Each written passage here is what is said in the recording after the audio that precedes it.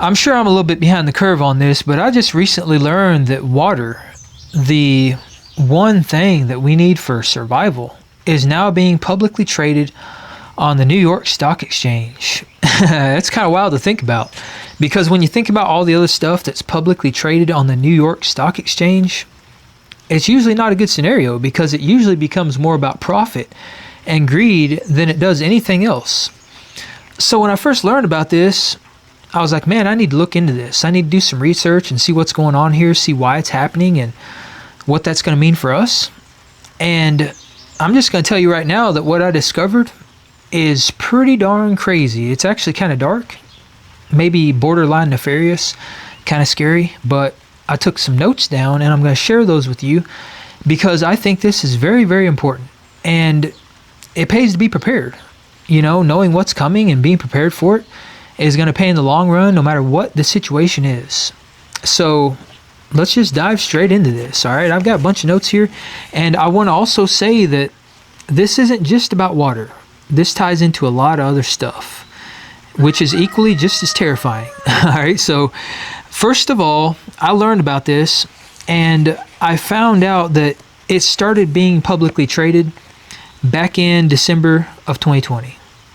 All right, so instead of water now being a basic right and a human, well, let's say a human right and a basic necessity, it is now a commodity. It's monetized, it's tokenized. That's the key thing to keep in mind here. So water went from being the basic human right to now being big business. And now in 2026, 6 years later, business is booming because there are now roughly about 15 regulated water companies that are now being publicly traded. And I mean, combined, they're worth billions and billions of dollars. And there are people that are getting quite rich. And when you look at all the people that are investing in these stocks, it's not just us little guys here at the bottom trying to make a buck. It is, of course, the private institutions, these humongous private investment firms that are worth multiple trillions and trillions of dollars. And you know, I thought about this and I'm like, $1 trillion sounds like a lot of money. But when you visualize it, this is going to blow your mind, but you can actually stack $1 bills, $1 trillion worth of $1 bills into a column, and it will literally reach the moon. That is how much money $1 trillion is. And now we have these private investment firms that are worth multiple trillions of dollars that are investing into water. And what do these companies care about? How did they get so rich? They care about profit. So naturally, that led me down some more rabbit holes, we'll call them. And I started thinking about what incentive do they have to invest in something like water? Because water, I mean, it's the most abundant thing on the planet. 71% of the Earth's surface is water. So I'm like, you know, it's everywhere. So how could it be worth so much money? And this is where things get pretty interesting. So 5% of the Earth's water is fresh water. That's a lot less than 71%. And of all of the water on the planet, only 0.5% is accessible and safe for human consumption. So when you think about that, that paints an entirely different picture on this entire scenario. And it gets even crazier because we have these leaders, whether they be self-appointed or elected officials, it doesn't really matter, but these leaders, these people that are in charge or think they're in charge, telling us these things over the last 5, 6, 7 years. And it's very important to pay attention to what these people are saying, because usually what they say comes true. They don't tell us these things just to talk. They tell us these things because usually it's exactly what they're doing and it's exactly what they have planned. So one of the things they've been telling us is the next crisis, the next global crisis is going to be a water crisis. Comes straight from the horse's mouth. And we also have these leaders and these elected officials telling us that water is no longer a human right and that they need to monetize and tokenize the natural world. And I'm talking everything. Trees, rivers, streams, the forests, animals. If it's in the natural world, if it exists around us, they want to monetize it. They want to tokenize it because they've realized that these things, these resources that we have around us that we all take for granted, they're actually very finite. And some of them become scarce. And when there's scarcity in anything, but there is significant demand, there can be a monetary potential for that. And there's the potential to get very, very rich. So that is exactly what they're doing. That's why they've capitalized on water, and that's why they're capitalizing on natural resources and the wildlife and everything around us that should be a God-given right. And when you think about something like water, water is actually becoming very scarce right now because streams, rivers, lakes, stuff like that, they're drying up. There are certain, bodies of water that are 20, 30% less than what they used to be.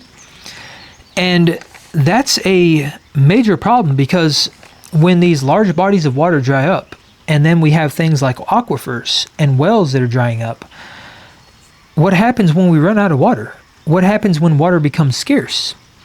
And, right now it seems like that might be kind of a far-fetched idea, but as this progresses, I think we're actually going to realize these things, because another thing that's happening is that data centers are being installed all over the country. Right now there's about 5,500 in the country, and by 2030 there's supposed to be around 12,000. And the problem with that is that a large hyperscale data center can consume 5 million gallons of water a day. That is the same amount of water as what a town of about 50,000 people would consume in a day. And that's just one data center. And now we have 5,500 again, potentially 12,000 within the next 4 years. And when these data centers consume this water, some of it gets recycled and put back into the environment. But of that water that gets put back into the environment, most of it gets put back in the form of water vapor. So it's essentially steam. And it goes back up into the natural water cycle, but it takes a long time for that to get replenished in the lakes and the streams and the aquifers and the wells. So these things run dry. And that is what we're seeing around a lot of these giant data centers, is that they're running the natural water resources dry. So there are many places that are already claiming that they're in a water crisis.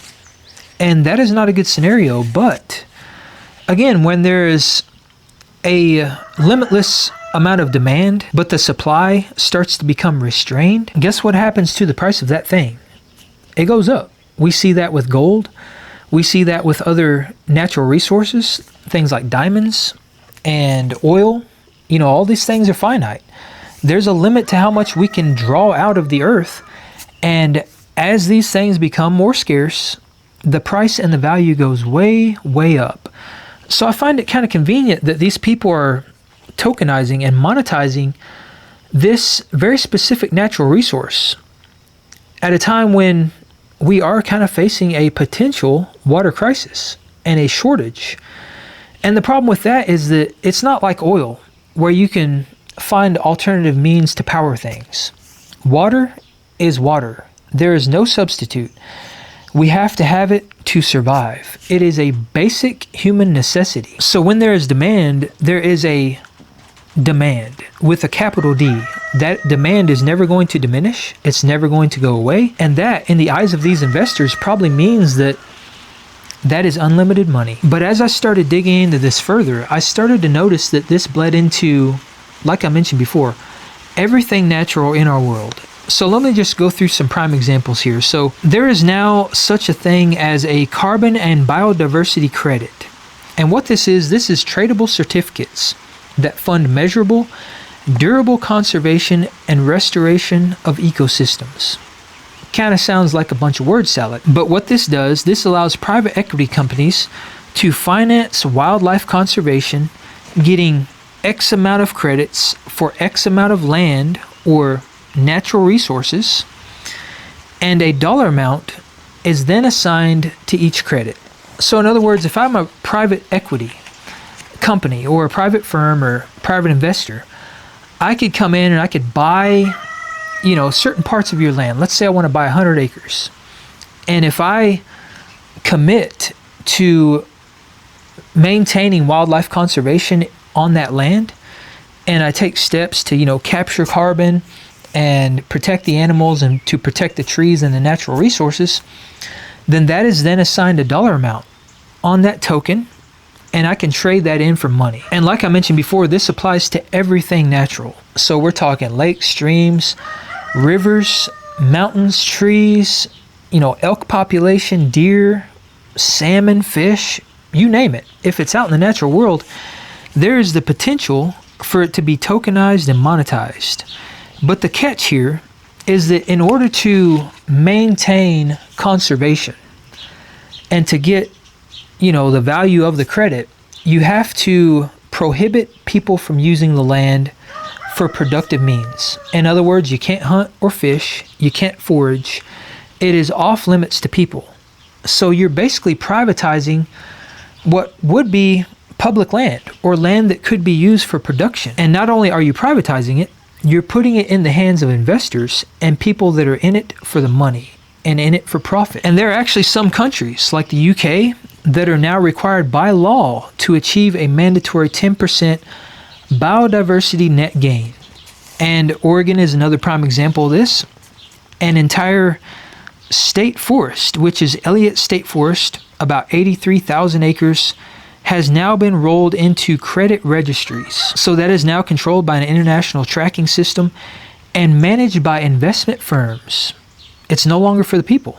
It's now for investors. And they are now piggybacking on that by capturing carbon dioxide from these, these natural resources, this land and stuff that they're gobbling up, and they're rolling that into carbon credits, which is also worth millions or actually hundreds of millions of dollars. So this is kind of wild stuff. And then, also something else I found is that there are programs in place out there now that offer a flat fixed rate of $1,000 per acre for people that are willing to retire their land from being productive and basically keep people from using it. So they're incentivizing people to bar other people from using their land for anything that's going to benefit us in exchange for money. And in turn, these private investment firms and all these people that are, investing in these natural resources, they're getting very, very wealthy from it. So I started connecting the dots even more on this because the more I dove into this, the crazier it got. And I learned some very interesting things that you probably want to be aware of. So, let's think about this logically here. On one hand, they're talking about conservation. And we have this tokenization and this monetization of land in the name of protecting it, in the name of conserving our precious wildlife and our precious resources. And the virtuous side of me understands how great that could be for the environment. I think it's very important to conserve our natural resources and to protect them. But on the other hand, we have thousands upon thousands of data centers being built right here in the US and all around the world every single day. And they're consuming massive swaths of land. They're consuming mostly rural farmland at that. I mean, take Utah, for example. They just approved a data center that's going to take up 40,000 acres. There's one right here in Kentucky they're talking about putting in right next to Mammoth Cave National Park, which is the biggest cave system in the world. It's really a worldwide gem. People travel from all around to see it. And I think this data center is going to take up 800 some acres. The county and the people out there are now trying to fight it. They warded one off not too far from me just last year, October of last year, that was going to take up 160 acres of farmland. I mean, this happens all over the place, and it's happening every single day. So on one hand, these people are talking about conservation, and they're screaming it from the rooftops, while on the other hand, they're destroying thousands and hundreds of thousands of the natural world, and they're replacing it with concrete and servers and electronics, and they're mowing down huge pieces of forests so that they can put power lines in and put power plants in to support this stuff. These data centers are consuming millions upon millions of gallons per day of water, and they're leading to more scarcity of water. So when you look at the stark contrast between these two things, it doesn't really add up. But on the other hand, I guess maybe it does, because for these investors, it's all about maximizing shareholder profit. And what does that? Scarcity does that. What are these data centers causing? They're causing water scarcity. What else are they causing? They're causing scarcity of other natural resources such as land, farmland specifically, and forests, and all the things that they're consuming. So it's kind of like one of those situations where on one side of the coin, they're creating the problem, And then on the other side of the coin, they're not just selling the solution, but they're profiting from it. They're actually investing into it. They're investing into their own solution, and they're getting rich from it. So from where I'm sitting, the incentive doesn't really seem to be so much about conservation and protecting these things as it does barring people from them and maximizing profit. Creating scarcity around these things so that they can get rich. And that's just my view, that's just my perspective, but when you connect the dots, the picture kind of paints itself. And the major problem I have with this is not just the fact that we're losing access to the fundamentals of life, like the things that we actually need to survive, and those things are being stripped from us and commoditized. It's not just the fact that we're losing our food sovereignty and our water sovereignty, and we're becoming more reliant on these institutions and these investors and these corporations that only care about profit and money and greed. It's not just that. The biggest issue I have with this is that water and the natural world around us, we're not separate from it. We like to believe that we are, but that's a major lie. We are very much a part of it because we are not born into this world. We're born from it. We are made up of this world, and this world is made up of us. This is something our ancestors talked about, and it is something that they were screaming to us throughout every single culture, throughout all of history. And this is reflected in all the ancient texts, all the literature that was left behind. They were all trying to tell us the very same thing. And we're talking about civilizations that were separated by centuries. Most of them did not even have contact with one another, yet they were all saying the same thing. So to me, that means that this is a truth with a capital T. And a really good way to think about this is to imagine the ocean. The ocean is full of waves. All day and night, the ocean is waving. The waves come up, they go back down. They appear and they disappear. But while a wave is called a wave, and we perceive it as a wave, it is not separate. It is still the ocean. And that is us. We are the ocean. We are a brief expression of that ocean in the form of a wave that is here for a very finite amount of time. We express ourselves momentarily. We're here for a minute, and then we're gone. And this happens over and over and over. So we are water. We are nature. This is not something that should be owned because we are not separate. We are it. It is us. So knowing and understanding that, perhaps one of the most important questions that we should be asking is, what does it mean when the natural world is tokenized and monetized? What does it mean when we're separated, quite literally, from that natural world? What does it mean when we're separated from ourselves? And when you look around at society, I think the answers to these questions almost start to answer themselves. Because look at the state of the world today, and look at how disconnected we are from nature. How many of us go outside anymore? How many of us step foot in the great outdoors and take the time to appreciate the world around us, the natural world, and the things that should be a God-given right? This world that we were born from and that we are very much a part of. I would say the answer to that is not very many. And look at how society is kind of in decay. Maybe these two things are correlated. And if that is in fact the case, that's kind of a scary thing, considering they're doing their very best to separate us even more from this natural world around us. And we have to ask ourselves why. Why is it that conservation is suddenly more important when money is involved and resources become scarce? But that's not the case when it comes to AI. Why does it seem like the only people benefiting from this are the ones holding the check? And more importantly, what does this mean for us?